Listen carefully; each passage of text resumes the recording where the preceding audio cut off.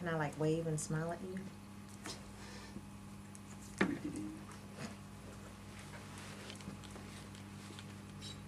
As a society, we've become confronted with more dilemmas pertaining to health promotion and disease reduction. Our beliefs and moral values are challenged and address concerns for the healthcare in our society. We must identify behavioral risks and analyze statistics and employ critical thinking skills in order to make a sound decision that impacts our society for the better.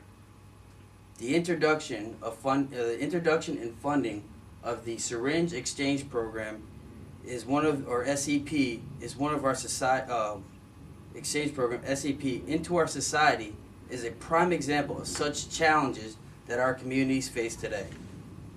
The first SEP was organized in the United States and established in the late 1980s in Tacoma, Washington, Portland, Oregon, New York City, and according to the exchange program, by 2002, there were over 184 programs in more than 36 states, exchanging more than 24 million syringes a year.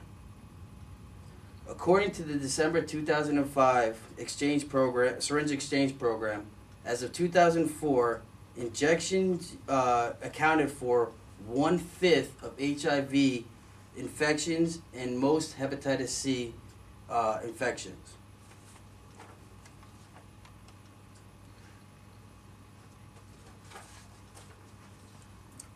By 2006, according to the Center for Disease Control Prevention, 36% of AIDS cases in the United States occurred among injection drug users, or IDUs, their sexual partners, and even worse, their offspring. 28% of new cases are tracked back to IDUs. The injection drug users become infected and transmit the virus to others by means of sharing needles that are contaminated and other drug infection equipment. So they are using dirty needles that also transmit the hepatitis C and HIV. Women who become infected with HIV through sharing needles and and having sex with infected IDU transmit the virus to their babies before, during, and even through breastfeeding. During the 130th annual meeting of the American Public Health Association, the APHA, in 2008, an estimated 1.1 to 1.5 million people in the United States inject drugs. The syringe exchange programs reports an estimated IDU injects 1,000 times a year. This adds up to billions of injections, creating an enormous need for a reliable source of sterile needles. The SEP provides IDUs the ability to inject safely and disposal of used syringes at no cost to the injection drug user. We as civilians need a safe and effective strategy in which we must implement to reduce the harmful behaviors in the United States. A syringe exchange program does not encourage drug abuse. So in addition to exchanging syringes, the SEP provides a range of related preventions and care services to help IDUs reduce their risk of acquiring, transmitting blood-borne viruses, and maintain and improve overall life.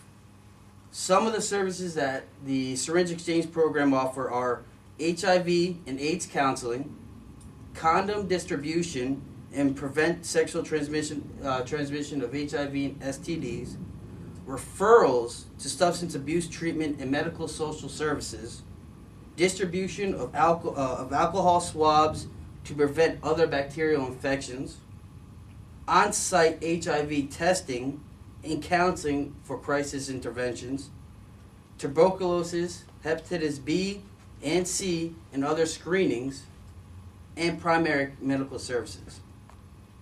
According to the studies of the National Institute of Health, a consensus panel on HIV prevention shows a reduction in risk behavior as high as 80%, with estimates of 30% greater reduction in HIV in the IDUs because of their services provided by the SEP. Now, some people worry and fear about the cost of the funding of an SEP. According to Dr. Holgrave, an economic study concluded that the SEPs are cost effective. There is an average of cost of 97 cents per syringe that is distributed.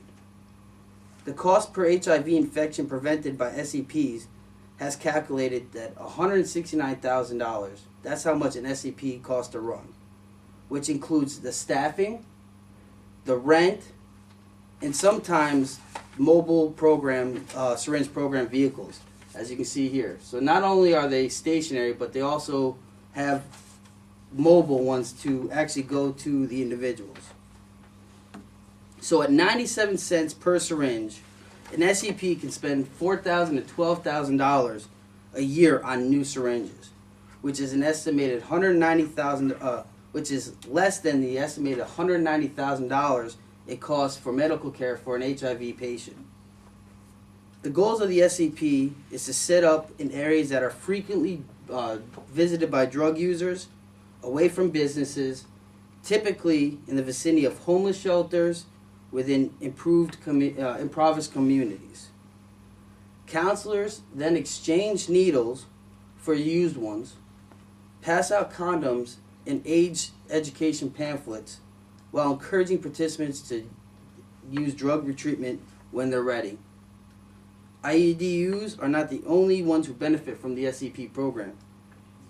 The other benefits, the exchange programs have provided beneficial service to many communities in the forms of reducing healthcare costs and disposing of used needles. The other benefits include the education to drug users, who often become the first point of contact for the drug users. While researching my speech, I actually came across a gentleman by the name of Raymond who had an enticing yet sad story, and I'd like to share that story. At age 15, Raymond began injecting drugs. He used drugs for 18 years. He's been clean for now 18 years. And Raymond overcame his drug use. He overcame his drug use, but he can't overcome his hepatitis C that he caught by sharing a contaminated needle. Raymond didn't have access to a syringe exchange program in any of the cities that he lived in and visited. He mostly got his syringes from diabetics, but often he would use what was available at that time. He is reflected over the years of his drug use, and he was surprised that they didn't offer drug syringe programs to prevent reducing the likelihood of hepatitis C. He believed that the exchange programs also led users to seek help in giving that contact for individuals who might want it. The SEP provided contact with someone who may be giving a clean needle that day to an IDU member and actually want to go through detox. Raymond found his path to sobriety without contact from an SEP program, but at a cost of contracting an incurable but preventable disease. In conclusion, our society needs to support a syringe exchange program to be more effective in reducing substance and disease. We must be professional no matter what our beliefs, and remember that we need to help others. And by helping others, we help our society.